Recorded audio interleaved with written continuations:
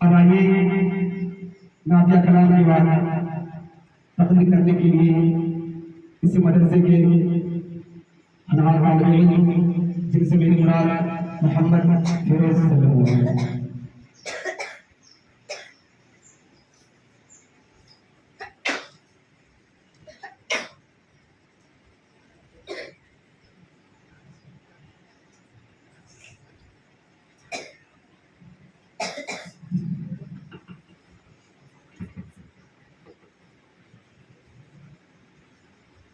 السلام علیکم ورحمۃ اللہ وبرکاتہ۔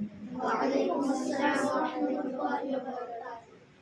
نحمده ونصلی علی رسوله الکریم، اما بعد۔ یہ عظمت باطل دھوکہ ہے، یہ شوکت باطل کچھ بھی نہیں۔ یہ عظمت باطل دھوکہ ہے، یہ شوکت باطل کچھ بھی نہیں۔ مٹی کے کھلونے ہیں سارے، یہ ظلم کے لشکر کچھ بھی نہیں۔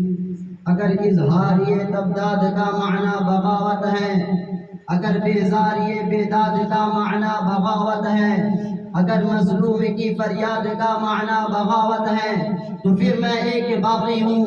میرا مسلک بغاوت ہے، میرا مذہب بغاوت ہے، میرا مشرب بغاوت ہے۔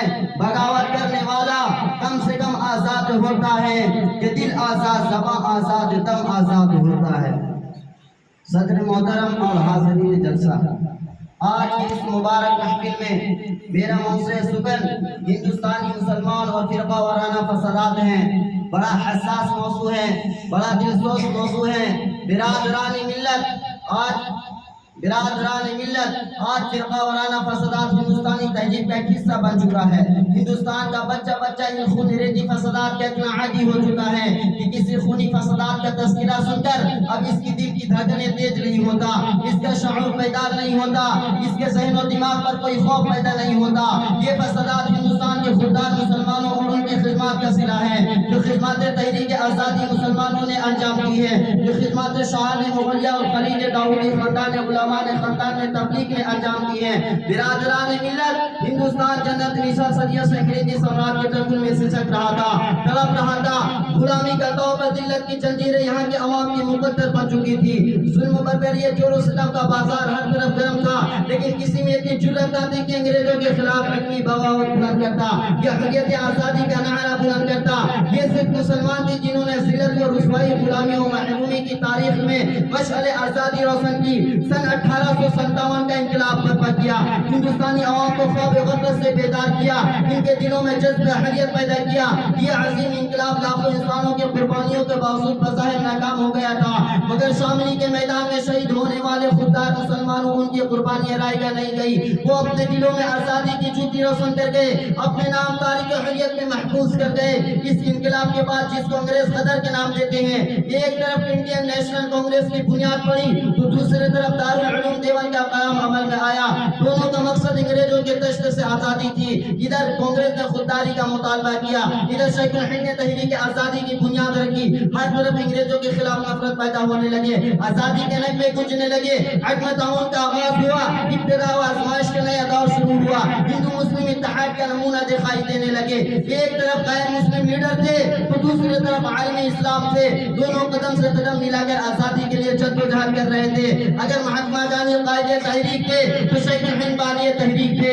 حضرت مولانا حسین احمد مدنی، مولانا ابوالکلام آزاد، مولانا محمد علی زہر، مولانا شوکت علی غور، مولانا ظفر علی خان، مولانا حفیظ الرحمان سیواروی، مولانا حبیب الرحمان لدھوانوی، مولانا عبد الباری فرنگی مہلوی، مولانا عبد الماجد بدھوانوی، مولانا عطا اللہ شاہ بخاری اور دوسرے تمام علماء رحمہ اللہ نے جو اپنے ممبر و محراب اور خانقاہ کے افروز تھے، جب جذبہ حریت سے سرساز ہوئے تو میدان عمل میں کود پڑے، جس سے ہندوستانی عوام کو ایک نئی زندگی مل گئی۔ موتی لال نہرو، جواہر لال نہرو، سردار ولبھ بھائی پٹیل اور تمام بڑے بڑے ہندو لیڈروں ان کے عظمت کے قائل تھے، ان کے خدمات کے معتقد تھے۔ بڑے جدوجہد کے بعد یہ دیش آزاد ہوا۔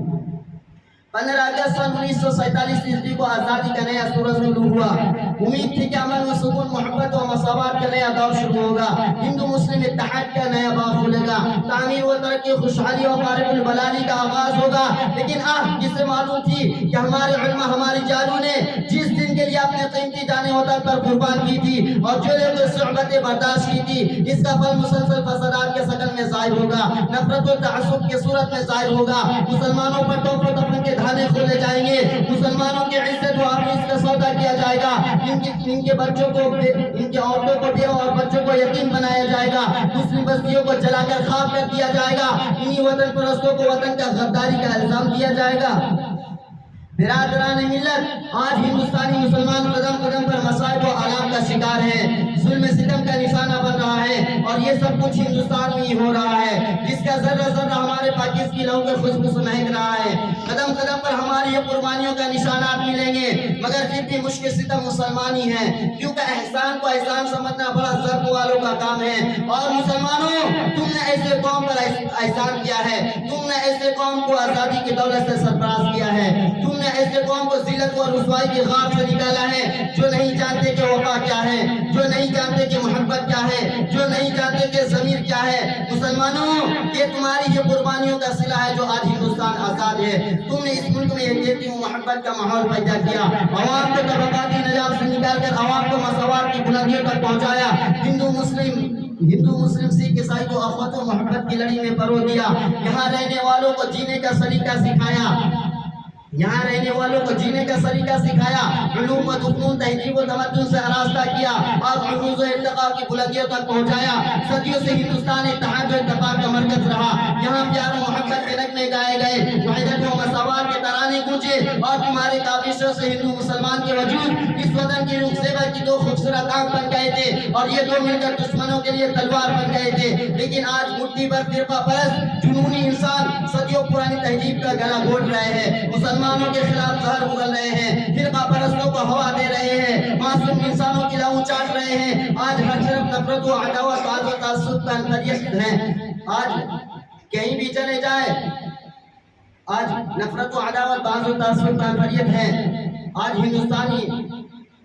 हिंदुस्तान अपने लहू से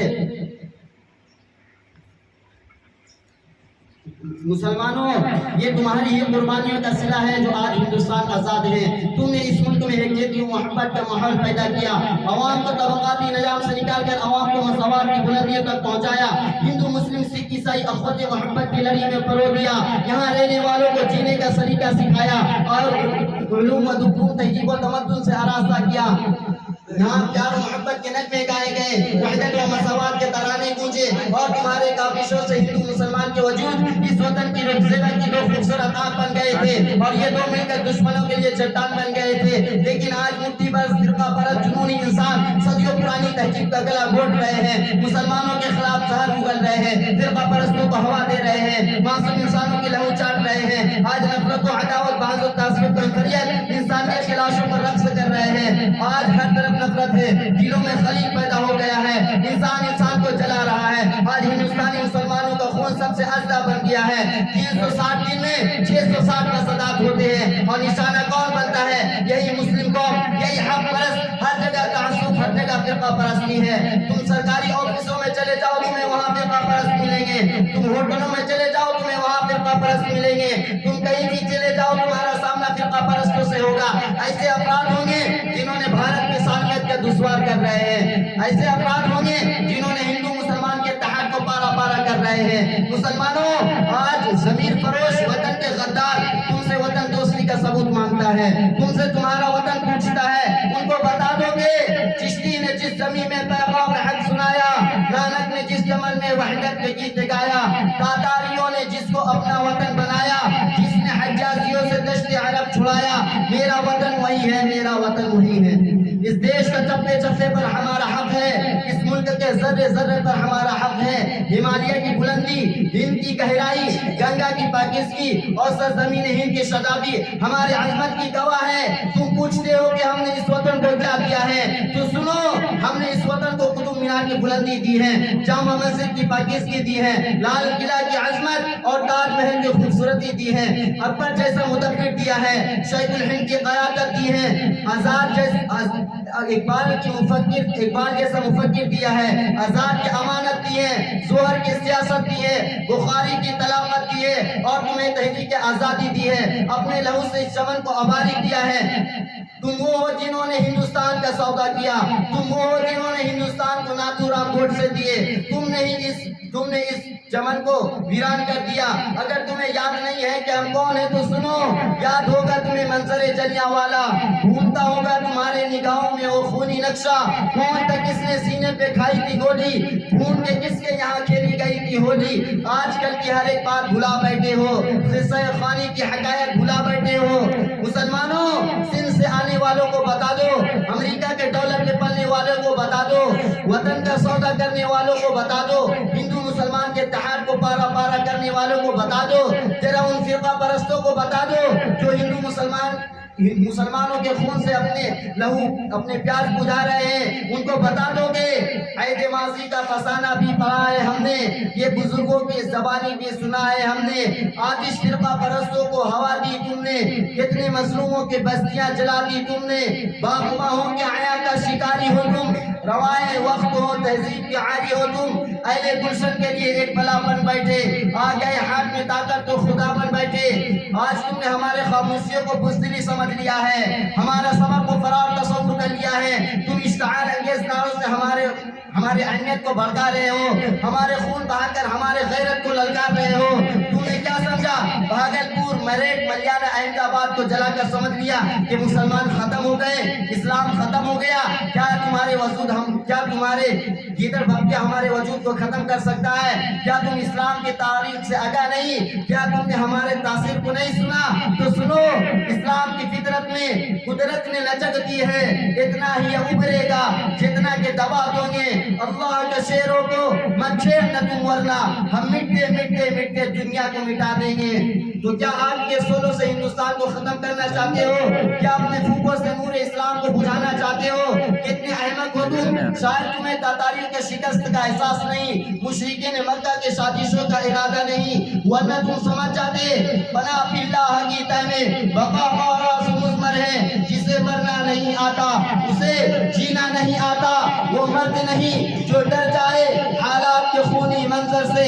جس حال میں جینا مشکل ہو اس حال میں جینا باقی ہے. ہم اہل جسم جوڑ صحیح، تم اپنا شکستہ تیر گنو، خود اہل ترکش بولیں گے یہ بازی کس نے ہاری ہے، یہ بازی حقی بازی ہے، یہ بازی تم ہی ہارو گے. گھر گھر سے مجاہد نکلے گا، تم کتنے مجاہد مارو گے؟ اگر تم سمجھتے ہو کہ مسلمان ختم ہو جائے تو یہ تمہارا خام خیال ہے. لہٰذا بند کرو اپنے فسادات کو، بند کرو اپنے ذلیل حرکتوں کو، بند کرو وحدت سے تجاوز کرنا، بند کرو مسجدوں کو ویران کرنا. کہیں ایسا نہ ہو کہ مسلمان اپنا صبر کا دامن چھوڑ دے اور تمہارے لیے آتش فضا بن جائے، تمہارے لیے غیر خدا بن جائے، تمہارے لیے برق تباہ بن جائے. تو پھر آگ ہی آگ ہوگا، خون ہی خون ہوگا، فغن ہی فغن ہوگا. توحید کی امانت سینے میں ہے ہمارے، ممکن نہیں مٹانا نام و نشاں ہمارا. باطل سے دبنے والا اے آسمان نہیں، ہم 100 بار کر چکا ہے تو انتہا ہمارا. وما توفیق الا باللہ.